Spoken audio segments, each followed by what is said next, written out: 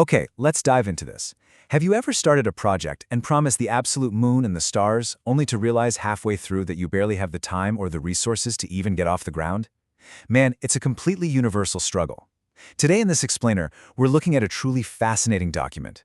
It's a feedback letter from a PhD supervisor to a student named Venkat. Venkat has submitted this wildly ambitious project proposal, and his supervisor's response is an absolute masterclass in stripping away the fluff, enforcing reality, and defining what we are going to call the minimum achievable PhD. We're going to run Venkat's giant idea through a rigorous step-by-step academic survival guide to see what actually survives the funnel. We'll hit on the ambitious proposal, narrowing the scope, the institutional reality check, proving the gap, advanced tech, and finally, getting to that minimum achievable PhD. Section 1. The ambitious proposal, or, as we can lovingly call it, the grand illusion. So Venkat has submitted a concept note, and the title alone is a mouthful: Molecular Detection and Bioinformatics Analysis of Antibiotic Resistance Genes in Orthopedic Pathogens with Predictive Computational Modeling. I mean, it sounds incredible, right? It's literally packed with high-level academic buzzwords. But when you break down what that actually entails for one single student, it's wild. He's proposing orthopedic sample collection, pathogen isolation, susceptibility testing, DNA extraction, PCR detection, sequencing, blast alignment, phylogenetic analysis, protein structure analysis, genotype-phenotype correlation, and predictive computational modeling. I mean, just reading that list is exhausting. This isn't a single PhD project. This is the work of an entire laboratory department over half a decade. And here's why that massive list is an immediate glaring red flag. 1. Just 1. That is the number of years Venkat has already spent on his 3-year PhD timeline. He's already a year in. Plus, he's a full-time working scholar. He doesn't have all day, every day to just hang out in the lab. The stakes are incredibly high here. And the supervisor knows that an impressive proposal on paper is completely useless if it literally cannot be finished before the clock runs out. Which brings us to Section 2, narrowing the research scope, forcing specificity. So, the crucial point is we have to start narrowing this research scope down. The supervisor's first major intervention is outlawing broad, lazy umbrella terms. You literally cannot just say you're studying orthopedic pathogens.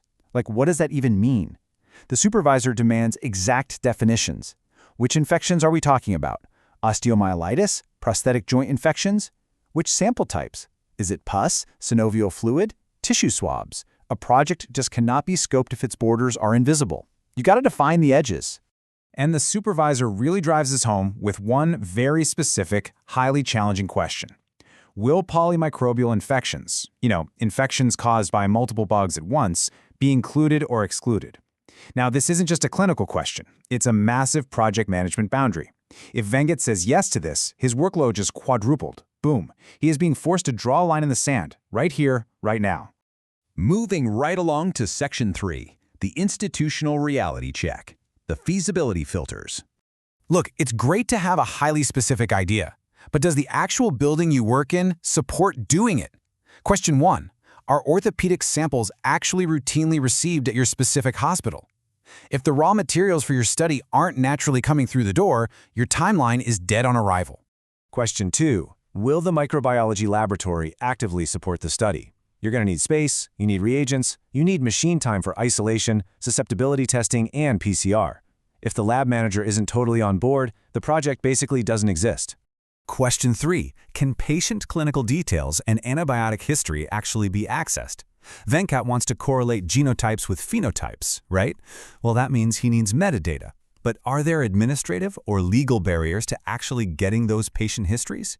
Because if he can't get the records, a huge chunk of his proposal instantly evaporates. Now, let's see how this all builds into the remaining timeline reality check. Venkat has 2 years left. Look at these sequential steps. You've got Institutional Ethics Committee approval, then sample collection and culture, then PCR testing, then bioinformatics, and finally, writing the actual thesis. These simply cannot happen simultaneously. The supervisor is practically shaking Venkat by the shoulders here, asking, can this rigid sequence truly fit into 24 months for someone who's also working a full-time job? Let's jump to Section 4, proving the research gap, the rigorous matrix. In academia, and honestly in a lot of fields, it's so easy to just wave your hands around and write, "Oh, limited studies are available in this area." Well, the supervisor completely rejects this lazy phrasing. And this brilliantly illustrates what true academic rigor actually looks like. He demands a matrix of 10 to 15 recent references mapping out exactly who studied what pathogens, which resistance genes, and whether they use computational modeling. Only by completing this rigorous matrix can Venkat point to a blank space and definitively say, right there, that is the exact gap my study will address. Absolutely no assumptions allowed. Section 5. Advanced Tech, Core or Optional, Skill Readiness. Next up, the supervisor attacks the shiny objects of the proposal. We're talking about the advanced tech, predictive modeling, bioinformatics, protein structure analysis. Now, these are fantastic buzzwords to slap on a resume, but are they core to the project, or are they just optional distractions? The supervisor hits Venkat with a bioinformatics skill check. Do you actually know how to use PyMol, Python, or Weka? Have you ever even done a sequence alignment before? The supervisor is demanding a short, totally honest skill readiness statement to separate what Venkat can do independently right now versus what requires a ton of time-consuming training. And then comes the ultimate hurdle for all this advanced tech. Predictive modeling requires massive amounts of data to be remotely accurate. So the supervisor asks, what sample size will actually be available for this? Because if the sample size is small, or the skill support just isn't there, this flashy predictive modeling has to be relegated to an optional, exploratory objective, not the main event.